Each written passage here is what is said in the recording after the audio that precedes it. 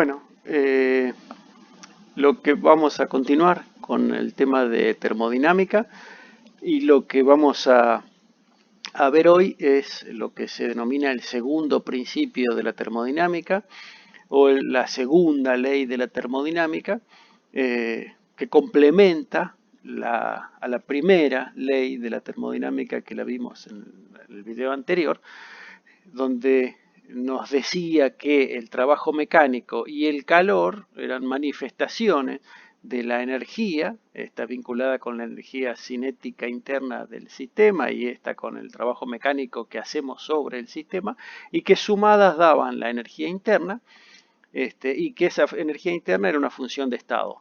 Acá el segundo principio de la termodinámica nos viene a poner de manifiesto de que el trabajo mecánico y el calor no son iguales, si bien son manifestaciones de la energía y se suman para dar lugar a la energía interna, no son iguales.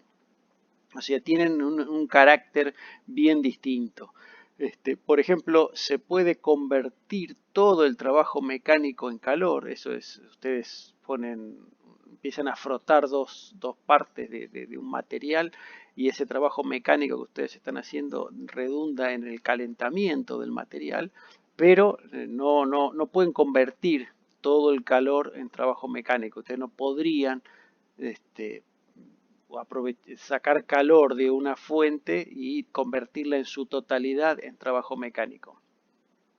Y esto está vinculado con lo que yo puse acá así como importante, irreversibilidad, porque la segunda ley de la termodinámica nos dice que hay procesos que son irreversibles. Digamos, espontáneamente no se darían. Por ejemplo, la cuestión más trivial, si tengo dos objetos en contacto con temperatura 1 más chiquita que la temperatura 2, o sea, este objeto está más caliente, entonces lo que va a pasar es que el calor va a fluir espontáneamente de 2 a 1, pero nunca al revés. Entonces hay un proceso acá que es irreversible, el calor fluye de manera irreversible del cuerpo que está más caliente al cuerpo que está más frío.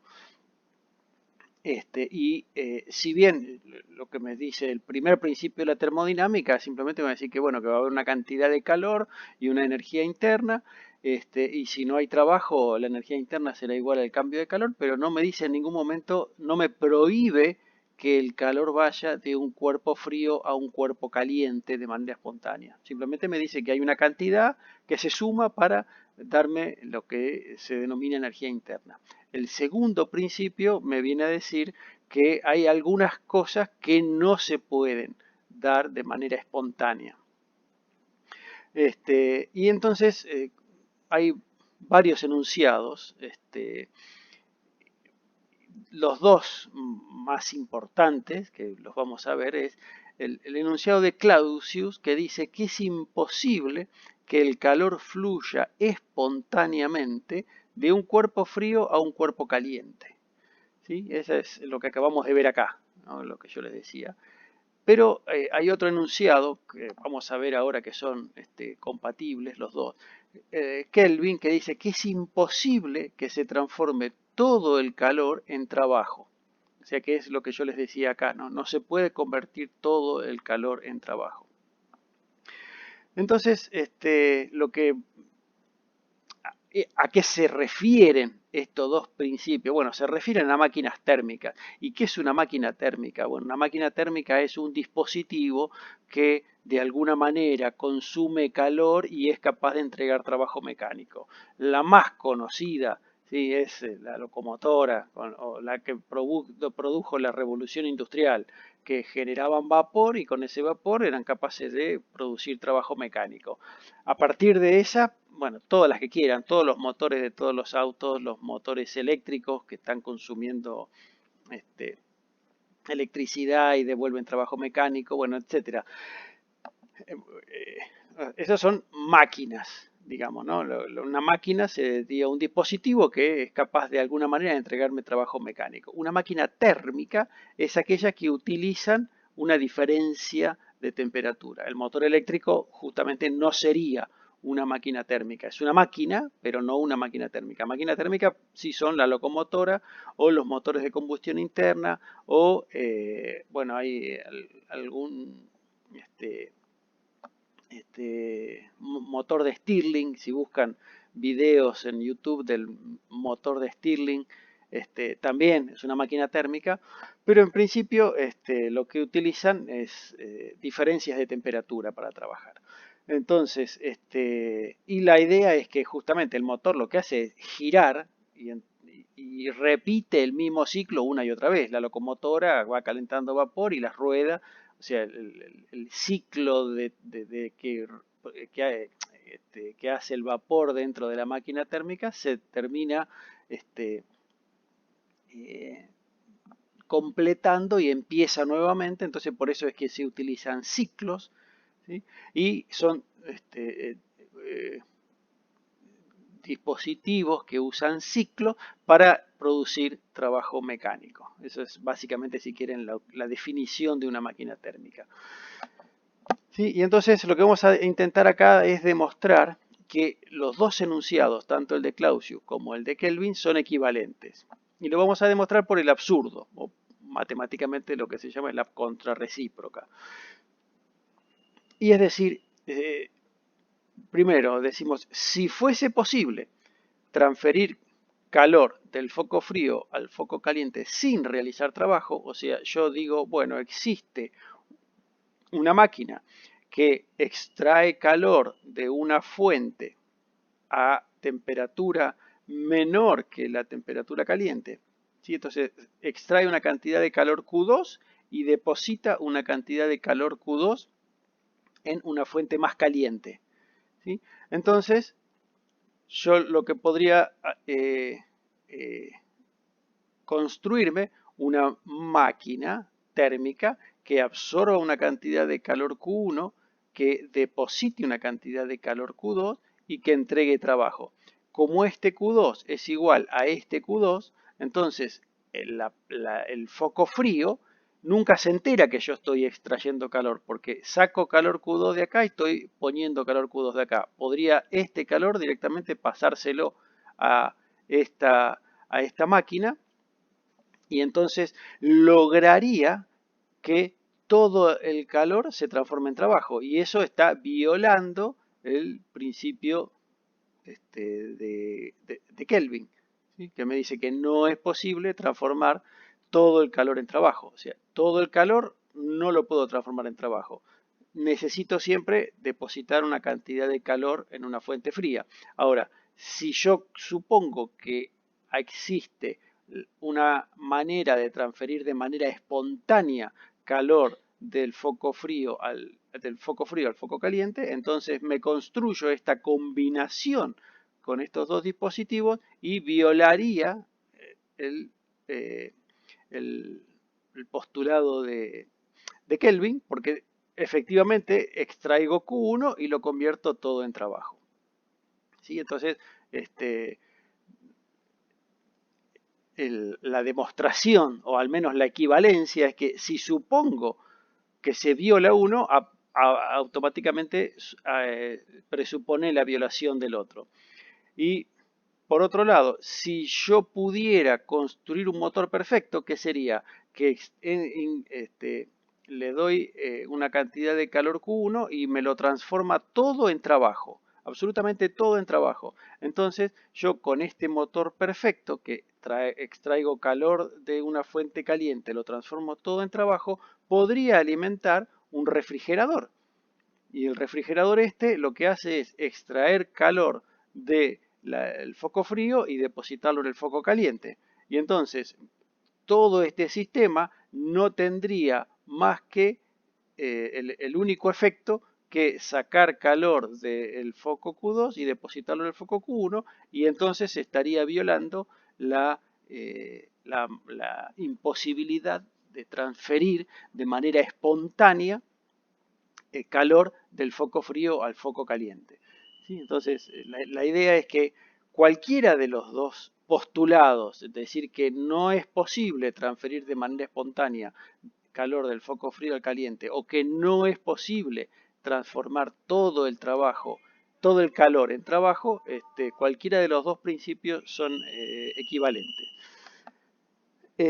Y entonces, al yo haber dibujado este esquema de lo que sería una máquina que trabaja con un ciclo, acá o acá, lo que básicamente hace es que aparezcan lo que serían los ciclos dentro de la termodinámica. Son situaciones, en el diagrama PV, si ustedes la quieren ver, donde el gas parte de una posición, en este caso bien rudimentario, tiene una expansión a presión constante, una compresión a volumen constante, perdón, no se comprime, sino que baja la presión, pero a volumen constante.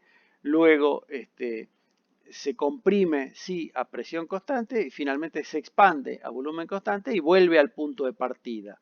Por lo que ustedes vieron en la clase pasada, en los videos pasados, somos capaces de calcular cuánto vale el trabajo y el calor en cada una de estas partes, ¿sí? Porque el trabajo neto va a ser el trabajo para ir desde A a B más el trabajo de C a D, o sea, de A a B y de C a D, porque vimos que en estas partes, como no hay cambio de volumen, no hay trabajo, y entonces el trabajo neto, como además estamos en una situación de presión constante, puede salir de la integral porque la presión no cambia y entonces queda simplemente P por B2 menos B1 y lo mismo acá abajo queda P1 por B1 menos B2 y si esto lo escribimos como B2 menos B1 aparece un signo menos acá y finalmente el trabajo queda como P2 menos P1 por B2 menos B1 y que esto no es otra cosa que el área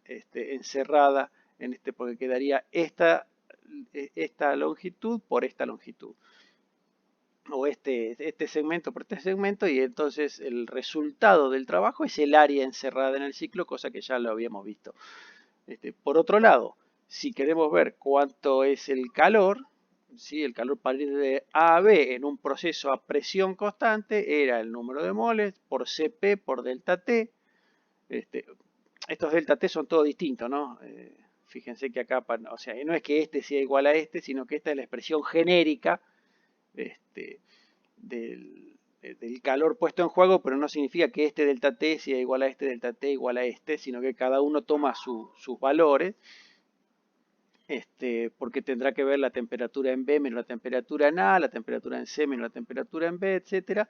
Y lo que se ve es que hay calores que van a resultar positivos y calores que van a resultar negativos. Eso significa que está ingresando calor al sistema y está saliendo calor del sistema. Entonces fíjense que naturalmente aparece que en un ciclo tan rudimentario como este, que es un rectángulo en el diagrama PV, entonces aparece una situación donde hay calor que entra del sistema y calor que sale del sistema.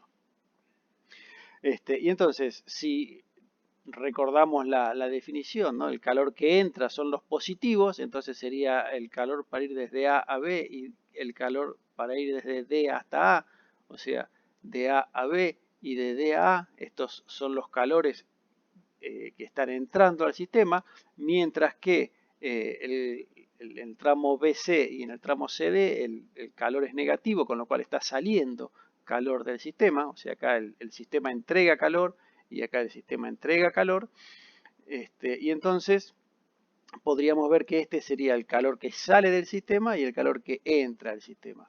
Y entonces, para cualquier tipo de ciclo, lo que se hace es definir una eficiencia a partir del cociente entre el trabajo que uno obtiene y la energía que tuvo que darle al sistema para que haga este trabajo. O sea, yo le tengo que dar este calor y este calor es algo que yo se lo tengo que proveer de afuera. El sistema realiza un trabajo y este calor es algo que el sistema desecha mientras está realizando el trabajo.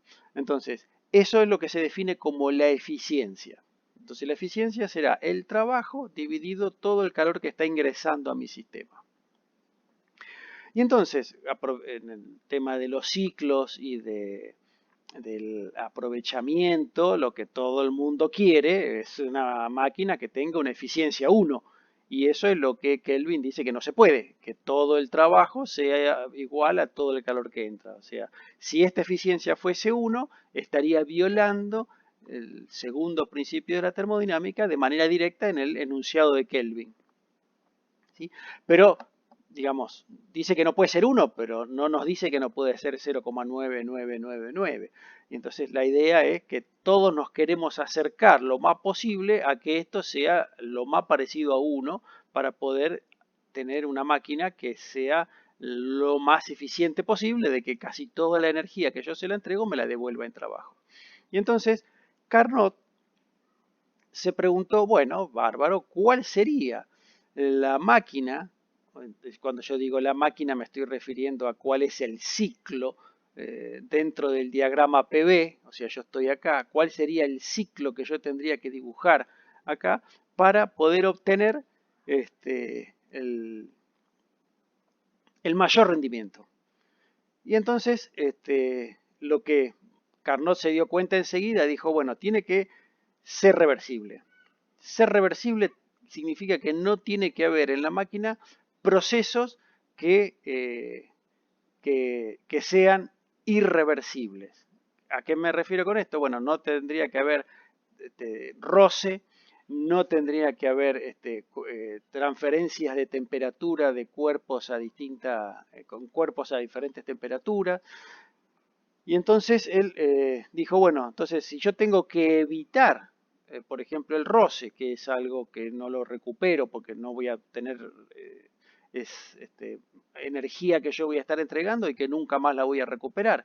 Y si no tengo que tener intercambios de energía con cuerpos a distintas temperaturas, porque es algo que después nunca lo voy a poder, es algo que se me va a estar contribuyendo a gastarme energía, pero no la voy a poder recuperar en forma de trabajo, dijo, bueno, voy a construir un ciclo reversible donde en principio no hay roce y donde los intercambios de temperatura se dan siempre a la misma temperatura, y lo que entonces, digamos, razonó Carnot, dijo, bueno, las transferencias de calor, o sea, yo si voy a transferir calor entre mi sistema y el exterior, o entre el exterior y mi sistema, sea que esté entrando o saliendo calor, tienen que estar siempre a temperatura constante. O sea, yo entrego calor y saco calor de mi sistema a temperatura constante. Y para eso, entonces, necesito focos a dos temperaturas diferentes. Y después dijo que las compresiones y las expansiones deben ser adiabáticas para que justamente no haya variación de, o sea, que el sistema no intercambie calor con el exterior a temperaturas que no sean constantes. Entonces, para eso tengo que aislarlo mi sistema.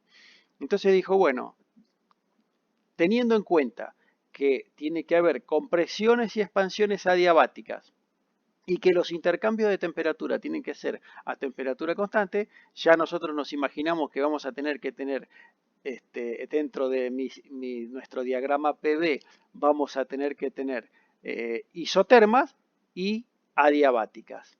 Entonces, ¿cómo es que se lo imaginó Carnot al sistema? Bueno, digo, yo tengo un gas contenido en un cilindro de paredes aislantes, completamente aislantes. Y en esta parte del sistema puede transferir calor entre el exterior y el sistema. ¿Sí? Y esto es un émbolo que me permite hacer trabajo tratando de minimizar el roce en esta parte de acá, cosa que se parezca lo más posible a una máquina reversible, porque no tengo procesos irreversibles como serían transferencia de calor con cuerpos a diferente temperatura o roce, que sería lo que me estaría molestando acá en esta parte. Minimizado eso, entonces dijo, bueno, tengo una fuente a temperatura T1, una fuente a temperatura T2 más fría que T1 y una fuente aislante. De modo que lo primero que hace, dice, bueno, coloco el gas en contacto térmico con la fuente T1 y se realiza una expansión isotérmica reversible. O sea, recuerden que el gas se expande cuando yo lo coloco acá en contacto con la temperatura T1 Y entonces el gas realiza un trabajo y absorbe una cantidad de calor Q1 de la fuente caliente. Y esta se mantiene siempre a la misma temperatura y que es la misma temperatura del gas. Entonces, cuando el gas se expande, la cantidad de calor que pasa de la fuente 1 al gas lo hace siempre a la misma temperatura. Luego, cuando termina de absorber la cantidad de calor Q1, se coloca el gas en la base aislante. O sea, yo este sistema lo había puesto acá, lo expandí, ahora lo pongo acá y ahora entonces si lo pongo sobre la base aislante me queda que está completamente aislado, ya estoy sobre la adiabática. Entonces se coloca el gas en la base aislante y se realiza una expansión adiabática reversible hasta la temperatura T2, que como lo estoy expandiendo y el gas no puede ni absorber ni liberar calor porque está completamente aislado, si yo lo expando se enfría. Se enfría justo hasta la temperatura T2. ¿Sí? Pero se enfría adiabáticamente. Entonces el gas realiza trabajo y disminuye su energía interna, o sea, disminuye su temperatura. Luego lo que hago es pongo el gas acá, o sea, una vez que yo lo expandí adiabáticamente hasta que su temperatura fue la temperatura 2, lo pongo acá. Entonces el gas está a la misma temperatura que el reservorio. ¿Sí? Y entonces se realiza una compresión isotérmica reversible. Entonces, el gas recibe trabajo del exterior y entrega una cantidad de calor Q2 al foco frío. Una vez que llego que el gas entregó esta cantidad de calor al foco frío, entonces pongo mi sistema en la base aislante y lo comprimo adiabáticamente, entonces la temperatura aumenta, ¿sí? Hasta T1. Y entonces lo que logro es que voy a estar acá con el gas comprimido a temperatura T1, perdón, acá comprimido hasta la temperatura T1 y entonces lo puedo volver a poner acá donde el gas tiene la misma temperatura que tenía y arranco de vuelta el ciclo. Hago la expansión para que absorba calor, luego lo pongo acá, sigo expandiendo para que se enfríe, lo pongo acá, comprimo para que largue calor, lo pongo acá, lo sigo comprimiendo para que se caliente, lo vuelvo a poner acá y así hago todo el ciclo. Voy y vengo entre T1, aislante, T2, aislante, T1, aislante, T2, aislante, y así cierro el ciclo. Entonces lo que obtendría luego de esta ingeniosa manera de armar un ciclo que se le ocurrió a Carnot es esto que tengo acá, ¿sí? Que no es otra cosa que dos isotermas, T1 y T2, donde T1 es una temperatura mayor que T2, y dos adiabáticas. O sea, recuerden que las adiabáticas, que eran P por B a la gamma igual a constante, tienen una pendiente que es mayor que la pendiente de las isotermas en todo momento. Y entonces, lo que estaría pasando es, yo parto de este punto. Hago la expansión isotérmica a temperatura T1. Y entonces, o sea, va de un determinado volumen a un volumen mayor, entrando calor a temperatura constante. Luego sigo expandiendo el sistema hasta que se enfría, hasta la temperatura T2. Y entonces, ahora en la temperatura T2 lo comprimo adiabáticamente, entonces al comprimirlo adiabáticamente, lo comprimo isotérmicamente, entonces al comprimirlo isotérmicamente entrega esta cantidad de calor Q2 y finalmente lo comprimo adiabáticamente hasta que vuelvo al punto 1. Y así recorro este ciclo que está formado por isotermas y adiabáticas y absorbe calor solamente en los puntos donde está a temperatura ambiente y se comprime y expande de manera adiabática. Evidentemente, el trabajo está dado, como estoy recorriendo un ciclo y la energía interna es una función de estado, el trabajo va a ser igual a la diferencia de los calores, porque después de haber recorrido un ciclo la energía interna es la misma y entonces el trabajo y el calor tendrán que restarse para dar cero. ¿Sí? Entonces quiere decir que el trabajo y la diferencia de calores son iguales. Entonces, en esas condiciones, sabiendo que hay nada más que dos calores puestos en juego y que definíamos la eficiencia como el trabajo dividido el calor que ingresa al sistema, ¿sí? Acá está ingresando calor al sistema, y que el trabajo lo puedo poner como Q1 menos Q2, entonces lo que nos queda es que la eficiencia es 1 menos Q2 sobre Q1. ¿Sí? Es simplemente esto que está acá. Eh, la gran ventaja de utilizar un ciclo de Carnot es que es reversible.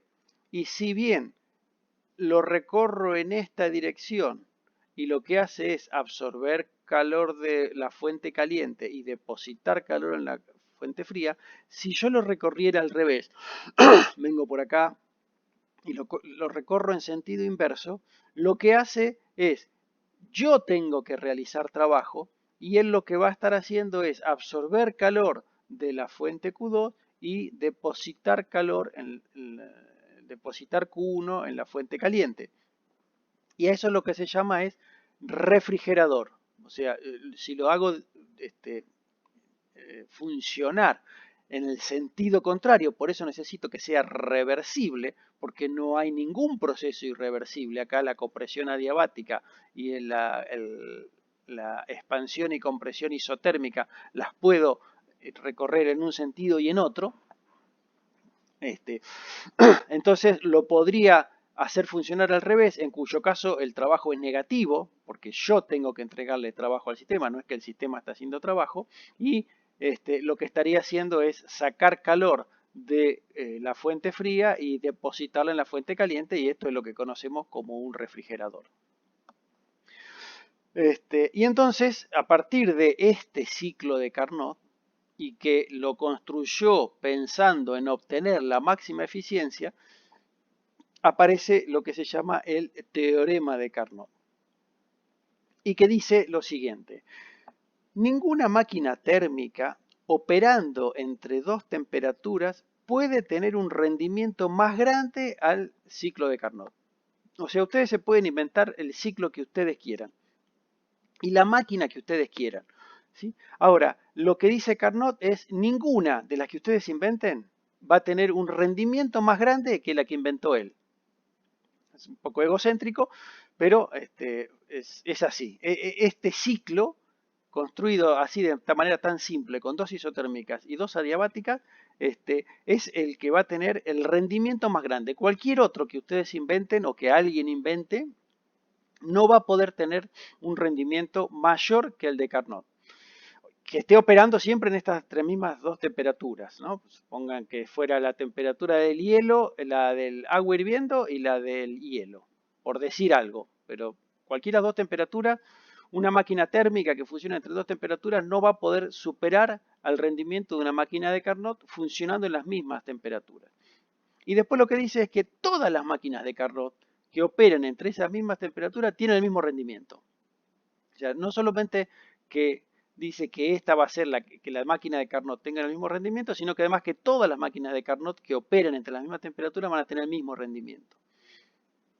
Entonces, para demostrar el teorema, lo que hacemos es, suponemos que tenemos un reservorio a temperatura 1, otro a temperatura 2, donde la temperatura 2 es más chica, y tenemos una máquina de Carnot, ¿sí?, que absorbe calor, una cantidad de calor Q1, deposita una cantidad de calor Q2 y me brinda un cierto trabajo. Y que alguien inventó una máquina, yo la puse I por decir irreversible, pero digamos cualquier otra máquina, que absorbe una cantidad Q'1, deposita una cantidad Q'2 y me entrega el trabajo. ¿Sí? O sea, esta sería la otra máquina que pretende tener un rendimiento más grande que el rendimiento de Carnot. Y vamos a ponerlo en evidencia diciendo que es una máquina irreversible, que de alguna manera se las ingenia para tener un rendimiento más grande. Entonces, ¿cómo es que demostramos? Entonces lo que dice es, se ajustan las máquinas para que el trabajo sea igual. El trabajo que está entregando la máquina de Carnot es igual al trabajo que entrega la máquina irreversible. O sea, estos trabajos son iguales, absorbiendo y entregando cantidades de calores diferentes en principio, pero lo que estoy diciendo es yo ajusto esta máquina para que el trabajo que me entrega sea igual al trabajo que está entregando la máquina de Carnot. Entonces, en esas condiciones, si yo me fijo el rendimiento de la máquina de Carnot definido como el trabajo dividido Q1 y el rendimiento de la máquina irreversible definido como el trabajo dividido Q'1, esta es la definición. Entonces, si yo supongo que esta máquina irreversible tiene un rendimiento mayor que la máquina de Carnot, entonces significa que este cociente es más chiquito que este cociente. O sea que el trabajo dividido Q'1 es mayor que el trabajo dividido Q1. Pero los trabajos son iguales. Ya habíamos dicho que que ajustábamos la máquina para que tengan el mismo trabajo. Entonces, significa que acá si los numeradores son iguales y este es más grande, quiere decir que yo estoy dividiendo por un número más chiquito. ¿Sí? O sea, la cantidad de calor Q'1 es más chiquito que el calor Q1 que está absorbiendo de la fuente caliente la máquina de Carnot. Pero el trabajo era Q1 menos Q2. Sí, entonces yo podría despejar Q2 simplemente como Q1 menos el trabajo. Entonces Q'2 va a ser Q'1 menos el trabajo. Si le resto lo mismo, porque son iguales, quiere decir que este era más chiquito, entonces este va a ser más chiquito que Q2. Sí, o sea, Q'1 y Q'2 son sistemáticamente, simultáneamente más chiquitos que Q1 y Q2. Pero ahora bien, tengo mi sistema. Yo sé que este calor es más chiquito que este. Y este calor es más chiquito que este. Pero como este es un ciclo reversible, entonces yo ahora lo pongo a funcionar al revés. Como un refrigerador. ¿Sí? Pero para eso necesito entregarle el trabajo. Pero el trabajo que le entrego se lo entrega a esta máquina, que yo la estoy haciendo funcionar entre la temperatura 1 y la temperatura 2, absorbiendo Q'1 y entregando Q'2, me entrega este trabajo. Yo con este trabajo hago funcionar a este ciclo de Carnot al revés, que extrae Q2 y deposita Q1 acá. ¿Sí? Pero ¿qué está pasando entonces? Como sistemáticamente uno es más chiquito que el otro, Q2 es más Q2, Q'2 es más chiquito que Q2 y Q'1 es más chiquito que Q1, ¿sí? Me daría que las diferencias estas son siempre mayores que cero. ¿Sí? Entonces, este sistema conformado por estas dos máquinas, esta trabajando como máquina térmica y esta trabajando como refrigerador, lo que haría serían, o sea, fíjense, yo pongo Q2 que es más chico que Q2, que es lo que estoy sacando de acá. Y estoy absorbiendo Q1 y estoy depositando Q1 que es más grande. O sea, cuando hago funcionar esta máquina térmica como refrigerador, utilizando el trabajo que me entrega esta máquina irreversible, estoy sacando calor de una fuente fría y depositándola en una fuente caliente, y todo esto estaría violando el enunciado de la segunda ley de Clausius, que me dice que no existe un proceso espontáneo que transfiera calor de una fuente fría a una fuente caliente. ¿Sí? Entonces, evidentemente que lo que tiene que suceder es que el rendimiento de la máquina irreversible sea eventualmente menor o igual que el rendimiento de la máquina de Carnot. Y con esto lo que hacemos es demostrar la primera parte. Para demostrar la segunda parte, ¿sí? Lo que podemos hacer es suponer que la otra máquina también es reversible. ¿Sí? Y que entonces, si es reversible y la puedo hacer funcionar como un ciclo de Carnot, hago exactamente el mismo razonamiento que hicimos acá, pero ahora a esta la pongo a funcionar como un refrigerador, porque es reversible, y a esta la pongo a funcionar como máquina que le va a entregar el trabajo, que le va a entregar trabajo a esta para que esta funcione como refrigerador, sacando calor de acá y poniendo calor en la fuente caliente. Y entonces, haciendo el mismo razonamiento, lo que llegaría es que la eficiencia de la máquina prima es mayor o igual que el de la máquina de Carnot. Pero habíamos demostrado que la máquina de Carnot tenía que ser, el otro tenía que ser menor o igual. Entonces, para que compatibilizar los dos resultados, no queda otra que la eficiencia de otra máquina de Carnot sea exactamente igual a la máquina de Carnot original, y entonces a lo que llegamos es que todas las máquinas de Carnot operando entre las mismas temperaturas tienen exactamente la misma eficiencia. Bueno, y vamos a parar acá. Lo interesante de esto es que el segundo principio de la termodinámica nos provee una manera de predecir de qué forma van a ocurrir los eventos en la naturaleza, porque hay una diferencia muy clara entre el calor y el trabajo, y que entonces, si bien se suman para contribuir a la energía interna del sistema, no son lo mismo, y entonces uno no los puede tratar de igual manera y no puede transformar todo el calor en trabajo, pero sí podría transformar todo el trabajo en calor. Entonces ahí está donde hay una irreversibilidad en, en, en la manera en la que actúa la naturaleza.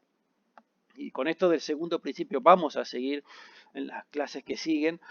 Es un tema bastante amplio, pero bueno, para que vamos a parar acá, la clase que viene seguiremos, pero lo que le tiene que quedar claro es que el segundo principio de la termodinámica lo que hace es de alguna manera complementar la definición del primero, poniendo una distinción entre lo que es trabajo y calor.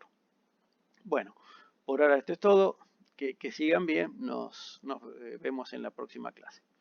Adiós.